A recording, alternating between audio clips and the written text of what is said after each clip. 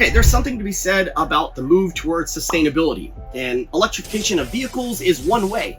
But the other way, the more impactful way, is electrifying fleet vehicles, like the United States Postal Service trucks, or what Rivian is doing with Amazon with their delivery trucks, and AT&T signing up with Rivian to do with their delivery trucks as well. But today, we're in Modesto, California, at the Modesto School District to see their move towards sustainability with a really good fleet. School buses, electric school buses. Let's take a look at what they're doing.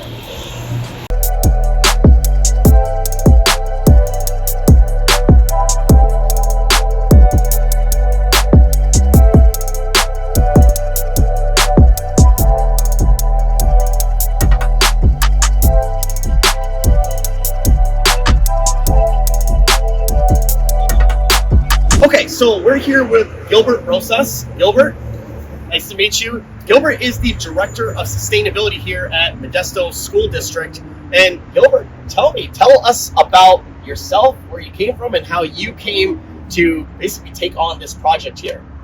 My name is Gilbert Bluefeather Rosas, and I am the Director of Sustainability. I started back in 2019, 2020 with another school district. We applied for a Clean Mobility in the Schools pilot program and were awarded $5 million for a grant.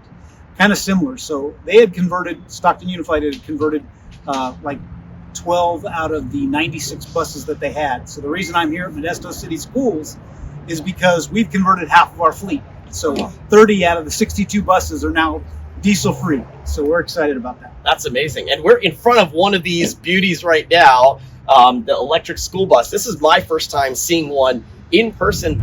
I'm starting to see little differences, but walk us through what's different about this bus, just from the outside, that are visual like cues and cool little tidbits about this different from the gas powered. Well, the first thing you'll notice is the green bird up top. You know, it's got a green bird up top, and then the bumper is green on the front of it. The other thing that electric buses have sometimes is green rims. We didn't choose that for Modesto, but that's another way that you can notice on the road. Usually when they say they see the green bumpers, they see them all over the place. So that's kind of come fun. and take a look at this green bumper right here. Yeah, you can even see right up front here, EV, and then you got the green bumper right here. That is a dead call out that this is an electric school bus. And if you look down the aisleway, you can see that the green bumpers are standing out. Some of them are black as well. Those are typically the regular diesel. Amazing. This just looks so beautiful to see. The future of our kids are getting to ride in electric vehicles. I remember growing up, I rode in a school bus back in New Jersey. It was very, very common, and it's okay. But now, like, I'm guessing one of the biggest things is like it's probably a lot quieter inside. Yeah. What you notice when you're in the bus driving around, the difference is that you had to fight with kids yelling, screaming, the bus going. Sometimes the windows were down because it was hot and humid and all these different things. Now they actually have to put manufactured noise so that you know that it's on. Oh, so wow. It's very quiet. And the bus drivers love the fact that they're clean, they're new technology, they turn really well, they love how they handle. A lot of people are skeptical, but then after they start driving, they don't want to go back to a diesel. You know, we had one that the gal picked the route because her route was changing to EV because we got grants, and so we would definitely want to use them as much as we can. Yeah. So now these buses are manufactured by Bluebird, which for those of you that don't know, Bluebird is the largest manufacturer of school buses. Well, they've been around for a long time, and so they've been kind of a pioneer in getting stuff out, and I'm not sure about where they're sitting in the standings right now, but Bluebird is who we used at Stockton as well as Modesto now. And we use kind of the same contractors to get it built because we put solar production above it, so we have renewable energy at least doing half of the charging system. Oh, that's right. So if you look right up there, you can see the solar panels spanning the entire, this is kind of the yard here where all the buses come to charge. And we'll take a look at the chargers.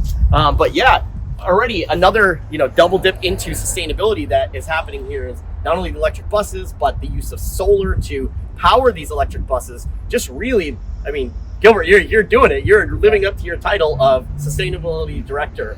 What's on top? I think the exterior of it all stays the same, but what you see on top is actually the air conditioning. So that's a feature that a lot of times they didn't get. And one of the things that they love about the buses as they drive them is you don't hear them working. And then the other cool thing is when you pull up, there's no fumes. So when you're dropping kids off, you can idle and leave the air conditioning on. It's a definite advantage for them. And we did a bus ride with a lot of the board of trustees, and as they were coming along, we actually had to turn the air conditioning down. And this is Modesto. You know, we get over 110 degrees. It's hot, so it gets yes. hot. So for them to say, no, turn down the air conditioning, that's a great benefit and a huge advantage. Oh, absolutely. That is really cool. I mean, right behind here, you can see we've got a loud, noisy, regular gas-powered bus. You can just hear coming out the back. I'm sure that was coming over us talking, but we'll see the difference here when an EV bus rolls out and just how quiet that bus is.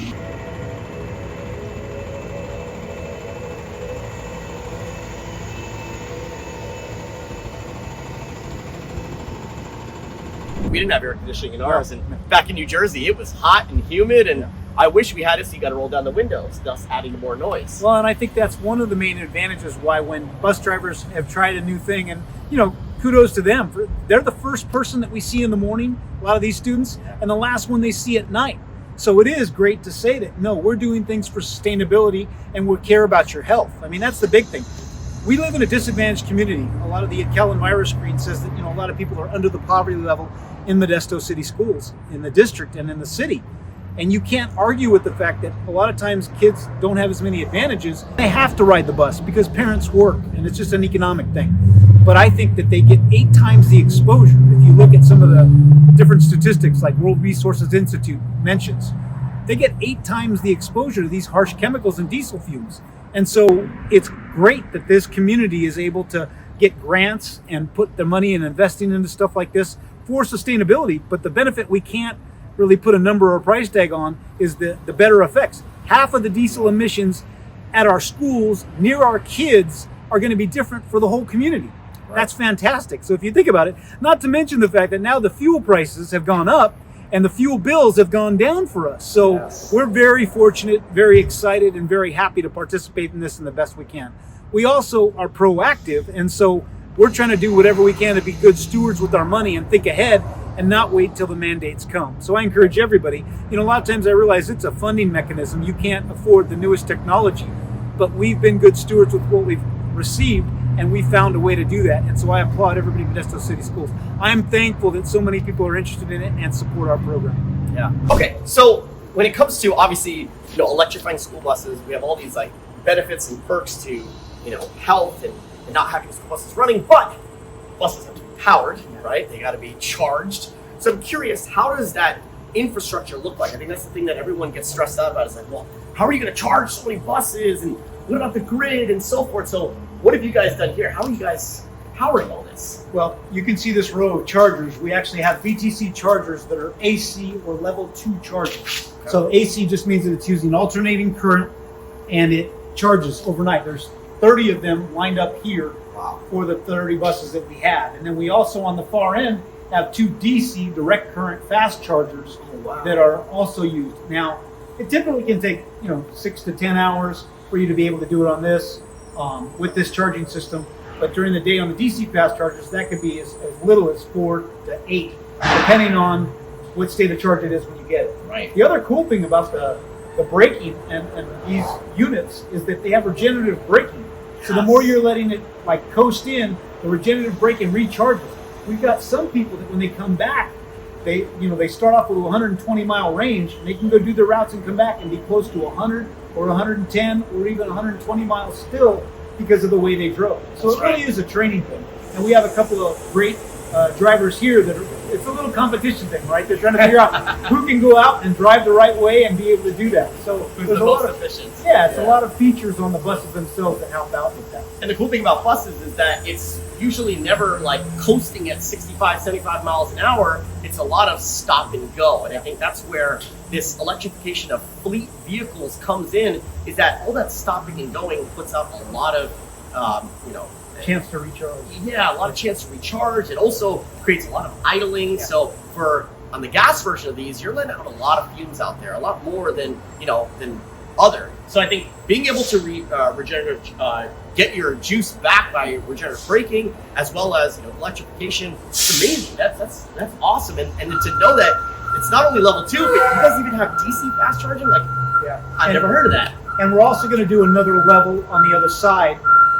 We've got future expansion plans to do more. And so we're going to add, I think, 21 more chargers on the DC fast charging. And that's going to go with so is the ideal goal to complete the entire school bus fleet to all EV buses? We would love that, but I think with the technology, because of field trips and how far you have to go, I think for us, 100% electric would be, or as much as you can, would be 80%. Okay. So in my mind, at the 62, if we had 50 of our vehicles that were EV, they could run all the home to school routes and be used for that. And then right now, the other 12 would be used for field trips and long distance run. Until the technology changes, until we have better charging capacities, or a co-op network, or a way to do these things a little faster. And technology is increasing. So one of the things you got to realize is, being first, there's kind of a learning curve, right? So there's some things that you got to figure out along the way.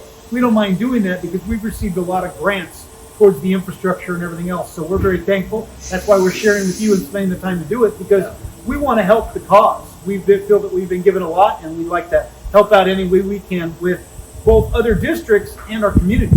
We're hoping that this sets a good example, that the kids learn about it, and hopefully that their families also invest in the green technology.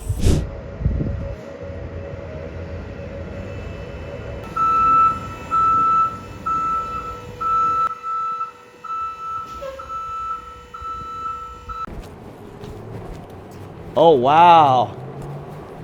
Yep, that looks very familiar there. And the whole undercarriage has got the batteries in it, and then this is all the components and all the electronics back here. All right, we're gonna get into one of these electric school buses.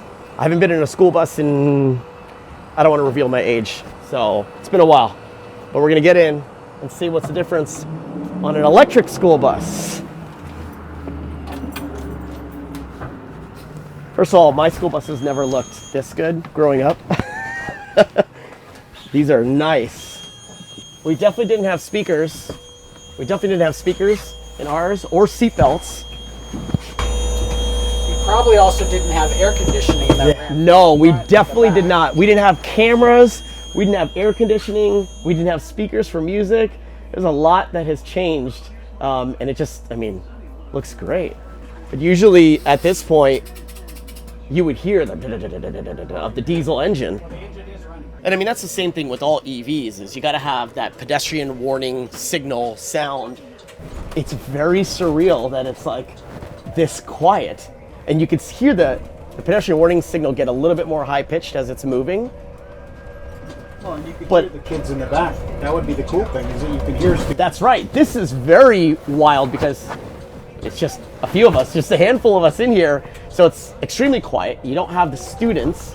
And like it's just coasting. Okay. I have now made my way to the back of the bus and almost at the farthest seat back. Basically, right where the engine would be, which would be right back here. And I hear a little bit of wind. That's about it. It's actually not as bumpy as I remember growing up, but yeah, I mean we're all the way in the back. You can see there's the front back over there, and here we are. Very quiet, very smooth, and you can actually have conversations with your friends. You're not yelling. I remember yelling. You can have conversations in this bus for sure. This is cool. This is really cool, and I hope for the day that my daughter can ride in one of these. All right, so we're backing in now, but check out, remember the camera in the rear view? That's where it shows it, right up in the mirror. You can see the bus, you can see behind you that that camera that's back there pops up on the screen there.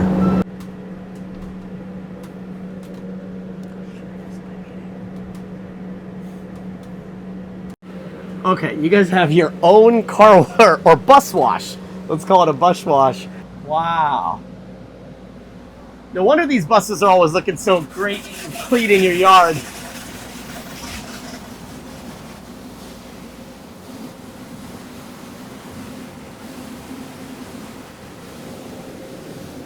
So the cost to maintain a gas-powered bus versus now your EV buses, what's the difference here that you see? I think basically the industry standard is between 60 to 80% difference, because there's less maintenance that has to happen.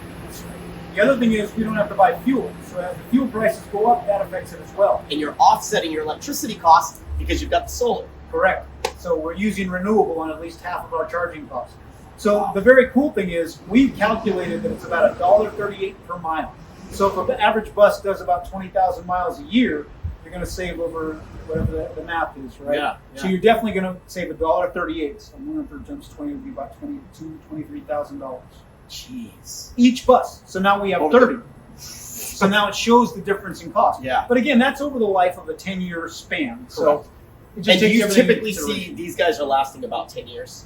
No. I mean, sometimes that's the problem with diesel buses, is that they can band-aid them together and last 20 to 30 years. Okay. And then as they get older and you're still using them and they cost less to replace, now they're going to still emit worse and worse fumes every year.